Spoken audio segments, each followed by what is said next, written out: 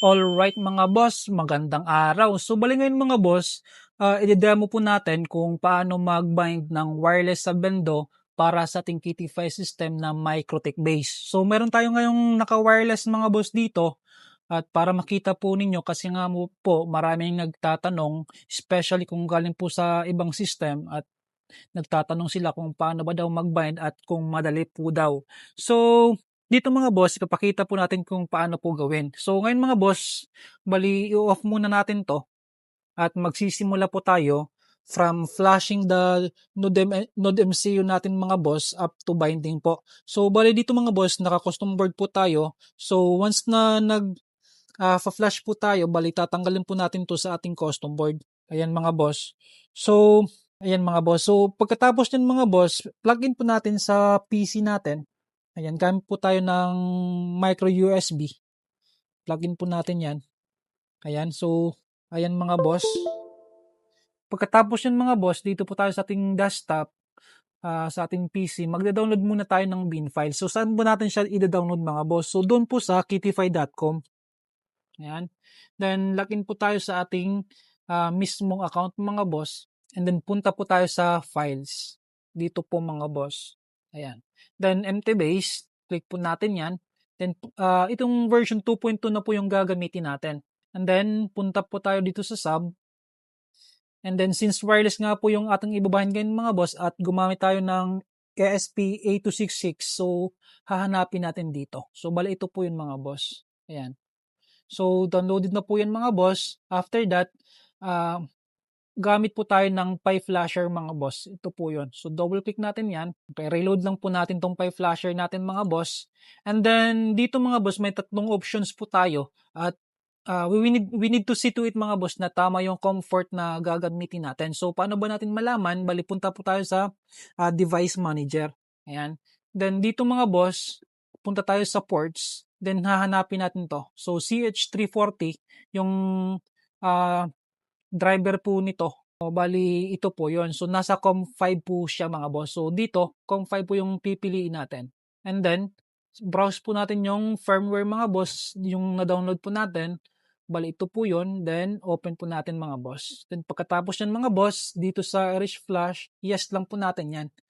And then, i-flash na po natin yan mga boss. So, ayan, wait na lang po natin yan mga boss na matapos at mag 100% po doon sa ating PyFlasher. So, dito mga boss, as you can see, makikita nyo naman po na nagbiblinking yung blue. Ibig sabihin yan mga boss ay flashing pa po yan. Ayan.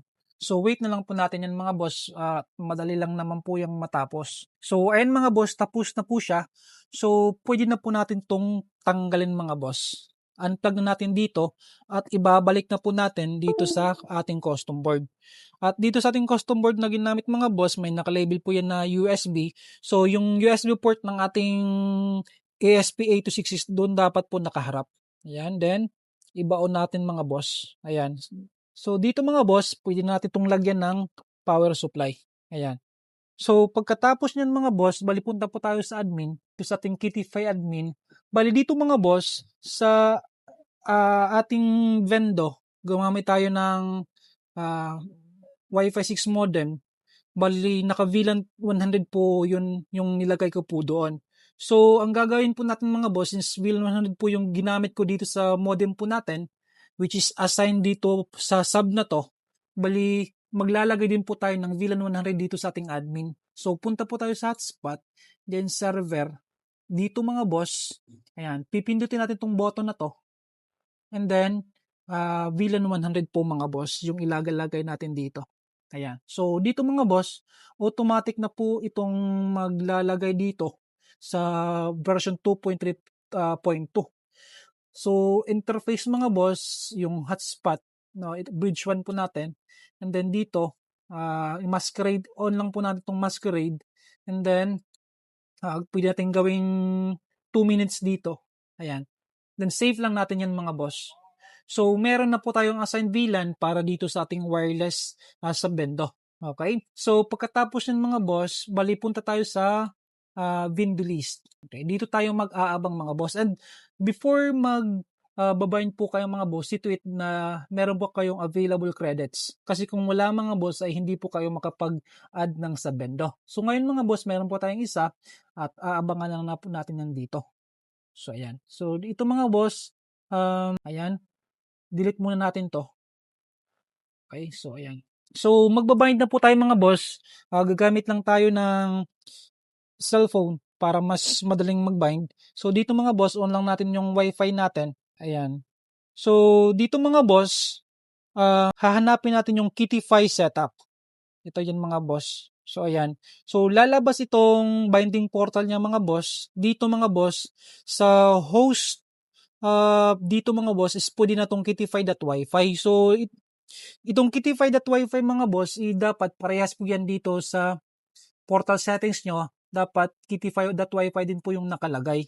So dito mga boss, pwede na nating hindi yan babaguhin. Pwede nating ilagay din po dyan yung IP address ng inyong controller. So dito mga boss, as is na lang po natin yung host name or address. Then dito tayo magpapalit yung SSID. So dito mga boss, yung nilagay ko po doon is Roamers Lab Wi-Fi. So yan yung gagamitin natin. Then pagkatapos po niyan mga boss, save lang po natin. Then successfully, then okay na po mga boss. So pagkatapos yan mga boss, dito natin yan aabangan sa Vindi list. Ayan. So dapat lalabas na po yan dito mga boss. So ayan po. Pagkatapos yan mga boss, pipindutin lang natin to para ma-add po natin. Then yes, activate. Ayan, okay. So dito na po yan mga boss. Ayan. And then pagkatapos ng mga boss, kasi nga po, naggumamit po tayo ng custom board, need natin i-edit yung pen settings. So, ang gagawin lang natin mga boss, click lang natin to. Then, scroll down po tayo. And then, dito po, sa settings, ayan, click natin yan. So, dito sa board na to, gumamit tayo ng D6 for coin slot natin. Then, D0 para sa ating relay, set pin. Then, nanang po natin to. Dito mga boss is magdidepende nga po doon sa custom board na gamit ninyo. Pero dito mga boss, balikan yan po yung ating magiging pin settings. So, save lang natin yan mga boss. Ayan. Then, okay na po yan. And then, ayan, pwedeng gamitin na natin yan mga boss. Let's try na mga boss kung okay na po siya. So, let's try to connect. So, ayan mga boss, may portal na po tayo. Then, insert coin po natin mga boss. Ayan. Then, try nating hulugan. Ayan. So, we have 20 pesos mga boss. Done po natin. So, ayan. So, may oras na po tayo. So, ayan mga boss. Ganun lang po siya mag-bind. At I hope na nakuha po ninyo. So, ayan. Sa mga nagtatanong po, so, ito na po yung ating tutorial. So, ayan mga boss. Maraming salamat po sa inyo and God bless.